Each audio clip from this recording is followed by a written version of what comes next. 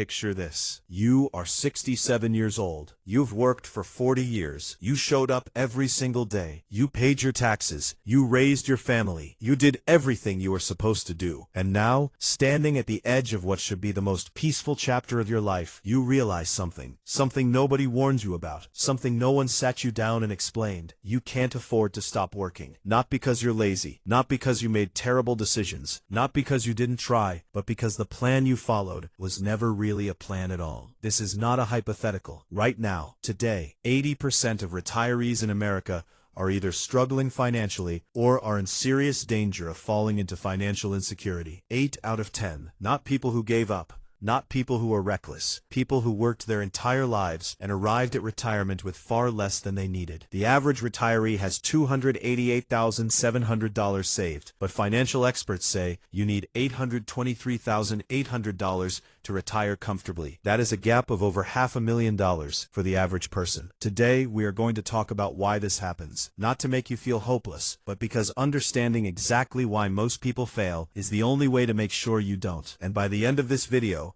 you will know 3 specific numbers that determine whether you will be able to retire on your terms or whether you will be working longer than you ever planned. Here is the uncomfortable truth about retirement. Most people don't have a retirement plan. They have a retirement wish. A wish sounds like this: I'll figure it out when I get closer. Social Security will cover most of it. My house is my retirement plan. I'll just work a few extra years if I need to. These are hopes dressed up as strategies, and the difference between a hope and a plan is the difference between the 80% who struggle and the 20% who don't. Here is what makes retirement different from every other financial goal. When you buy a house, you can sell it if things go wrong. When you start a business, you can pivot if it fails. When you make a bad investment, you can recover over time. But retirement has a deadline. And that deadline doesn't care whether you're ready. In 2026, confidence about retirement dropped significantly among both workers and retirees, driven by rising inflation, volatile markets, and growing concerns about Social Security. Social Security is projected to face insolvency by 2032. If that happens, retirees could face a 24% benefit cut across the board. Read that again.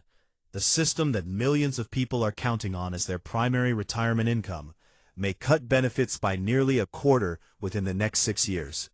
And yet, most people are doing nothing differently. They are still operating on the assumption that the old system will work for them the way it worked for their parents.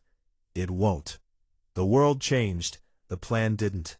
And that gap between the world as it is and the plan as it was is exactly where retirement dreams go to die. Let me show you 3 real people, not celebrities, not billionaires, ordinary people, who arrived at retirement age with 3 very different outcomes. And the differences between them are not what most people expect. Robert worked as a manager at a manufacturing company for 38 years. Good salary, stable job, respected in his field. He and his wife raised 2 kids. They took vacations every summer. They drove reliable cars. They lived in a comfortable house in the suburbs. Robert contributed to his 401k, but only enough to get the company match, about 3% of his salary. He always told himself he'd increase it later. Later never came. At 66, Robert retired and discovered that his 401k had $180,000 in it. After 38 years of working, $180,000. His financial advisor told him that at a safe withdrawal rate, he could take out about $7,200 a year from his savings, plus Social Security, roughly $1,800 a month. His total retirement income, about $28,800 a year. His monthly expenses during his working years have been over $5,000 a month. He went from $5,000 a month to $2,400 a month. Overnight. Robert is not back at work because he loves working. Robert is back at work because he has no choice. Susan was a teacher for 32 years. She never earned a high salary. But she did one thing differently from Robert. At 28 years old, when she got her first real teaching job, She sat down with a piece of paper and calculated 3 numbers. We'll talk about those numbers in a moment. Based on those numbers, she committed to saving 15% of every paycheck, automatically, before she saw the money. She drove the same car for 11 years. She packed her lunch instead of buying it. She took modest vacations. Not because she was miserable, because she had seen what happened to teachers who didn't plan, and she had decided that wasn't going to be her story. At 60, Susan retired early, with $740,000 saved, plus a teacher's pension, plus Social Security when she turns 67. Susan spends her retirement traveling twice a year, spending time with her grandchildren, and doing exactly what she wants. Same country, same profession essentially, completely different outcome. Not because Susan was lucky, because at 28 years old, she calculated 3 numbers, and then she never stopped honoring them. Marcus is 52 years old. He earns $85,000 a year. He has $43,000 saved for retirement. He is not in crisis. He is not reckless. He is exactly average. And he is terrified. Because last year, for the first time, he actually sat down and looked at the numbers. And he realized that if he continues at his current savings rate, he will arrive at 65 with approximately $190,000, which means, like Robert, he will not be able to maintain his current lifestyle. Not even close. But here's the difference between Marcus and Robert. Marcus is 52, not 66. He still has time. Not unlimited time. Not comfortable time. But time. And today, in this video, Marcus is going to learn the 3 numbers that can change his outcome before it's too late. So are you. These are the 3 numbers that determine whether you retire with freedom or whether you work until your body stops. They are not complicated. They are not secret. They are just numbers that most people never sit down to calculate. Your retirement number is the total amount of money you need to have saved to fund your retirement without running out. Not what you hope to have. Not what Social Security might give you. The total amount. Here is how you calculate it. Step 1. Estimate your annual expenses in retirement. Not your current expenses, your retirement expenses. Most financial planners use 70 to 80% of your current annual spending as a starting estimate.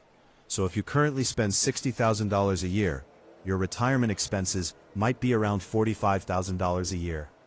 Step 2. Subtract any guaranteed income. Social Security. Rental income.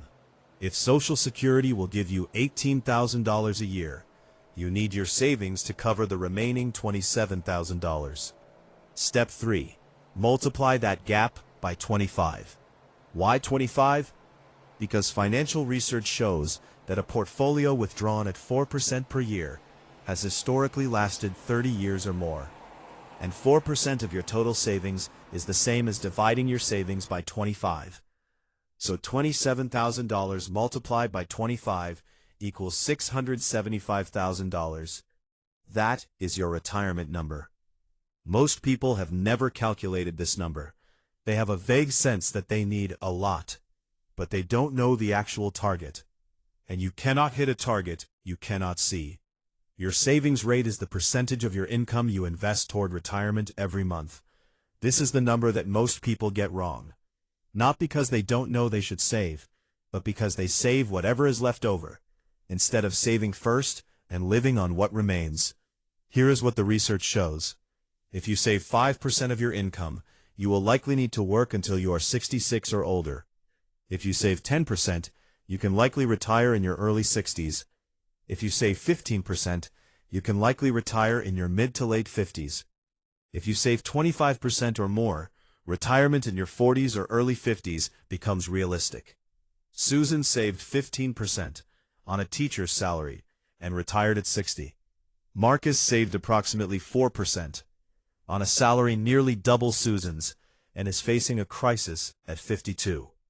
The salary was not the variable. The savings rate was. Here is the decision inside this number. What percentage of your next paycheck are you going to move to your retirement account before you spend a single dollar of it. What you are committed to. Because the difference between 5% and 15% over 30 years is the difference between working at 65 and retiring at 57. This is the most urgent number of all. Your time number is how many years you have left before you reach your target retirement age. And here is why it matters more than anything else. Every year you delay increasing your savings rate costs you far more than a year of contributions. It costs you a year of compound growth. Let me show you what that means. If you invest $500 a month starting at age 25, at a 7% average annual return, by age 65, you will have approximately $1,310,000. If you start at 35, same amount, same return, you will have approximately $610,000. 10 years of delay, $700,000 gone. Not spent, not lost, never created. If you start at 45, you will have approximately $262,000. If you start at 55, approximately $87,000. The math is not cruel. The math is just honest. Time is the most powerful financial resource you have, and it is the only one that you can never get back. Marcus, at 52, still has 13 years. 13 years of aggressive saving, 13 years of compound growth, 13 years of closing the gap. It won't be comfortable. It will require real sacrifice. But it is possible, because he knows his 3 numbers now, and knowing them changes everything. So here is what I want you to do before this video ends. Not next week, not when things settle down. Today. Take out a piece of paper, or open a notes app, or grab the back of an envelope, and write down 3 things. Number 1, estimate your annual retirement expenses. Take your current monthly spending, multiply by 12. Multiply by 0.75. That's a reasonable starting estimate. Number 2, estimate your Social Security benefit. You can find this on the Social Security Administration website. It takes 5 minutes. Subtract that from your annual retirement expenses. Multiply the result by 25. That is your retirement number. Now ask, how close are you to it right now? Number 3, calculate your current savings rate. How much are you investing per month? Divide by your monthly take-home pay. Multiply by 100. That percentage is what's standing between where you are now and where you need to be. If the gap feels overwhelming, good. Because feeling the gap is the first step to closing it. Robert never felt the gap until it was too late. Susan felt it at 28 and acted immediately. Marcus felt it at 52 and still has time. The question is, when do you feel it? And more importantly, what do you do about it the moment you do? Retirement is not a reward that automatically arrives at the end of a long career. It is something you build, deliberately, consistently, over decades. 79% of Americans believe there is a retirement crisis. But believing in a crisis and doing something about it are 2 very different things. The 20% who retire comfortably are not more talented than the 80% who struggle. They are not luckier. They are not wealthier to begin with. They simply did 3 things differently. They calculated their retirement number. They committed to a savings rate that could reach it, and they started or adjusted before time ran out. You now know what they know. The only question left is what you do with it. This has been Wealth Decoded, the money secrets they never taught you.